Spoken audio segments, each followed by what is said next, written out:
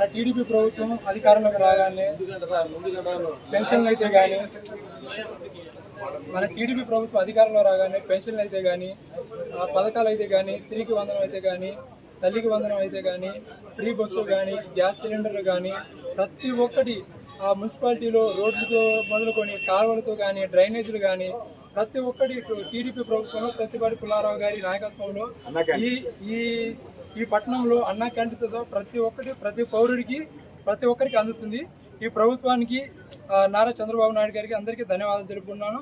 ఇలాగే వచ్చే ఎలక్షన్స్ కూడా మన ప్రతిపాటి పుల్లారావు గారే అధికారంలోకి రావాలని, అలాగే పైన కూడా నారా చంద్రబాబు నాయుడు గారే సీఎం మళ్ళీ కావాలని, ఈ అమరావతి అభివృద్ధి ఇట్లాగే కొనసాగి భవిష్యత్తులో మహానగరంగా రూపుదిద్దుకొని యువతకు భవిష్యత్తు కానీ ఉద్యోగాలు కానీ ఉపాధి కానీ అవకాశాలు కానీ మన నారా చంద్రబాబు నాయుడు గారి నాయకత్వంలో మన ప్రతిపాటి పుల్లారావు గారి నాయకత్వంలో ఇలాగే అభివృద్ధి చెంది పట్టణం మరింత అభివృద్ధి పొంది ప్రతి ఒక్కరికి సంక్షేమ పథకాలు అంది అందరూ సంతోషంగా ఉండాలని కోరుకుంటున్నాం.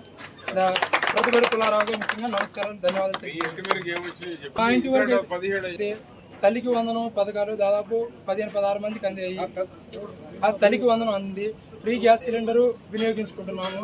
అలాగే పింఛన్లు మాకు అందుబాటు అవుతున్నాయి. అలాగే ఫ్రీ బస్ పథకాలు కూడా మా మహిళలు వినియోగించుకుంటున్నారు. ఇలాగ అనేక పథకాలు అర్హత ఉన్న వరకు ప్రతి ఒక్కరు మాకు అందుతుంది. మాకు ఈ ప్రభుత్వంలో ఏ లోటు లేదు. మనశ్శాంతిగా ప్రశాంతంగా హాయిగా ప్రతిపాటి పుల్లారావు గారి నాయకత్వంలో మేము అందరం ఆనందంగా జీవిస్తున్నాము.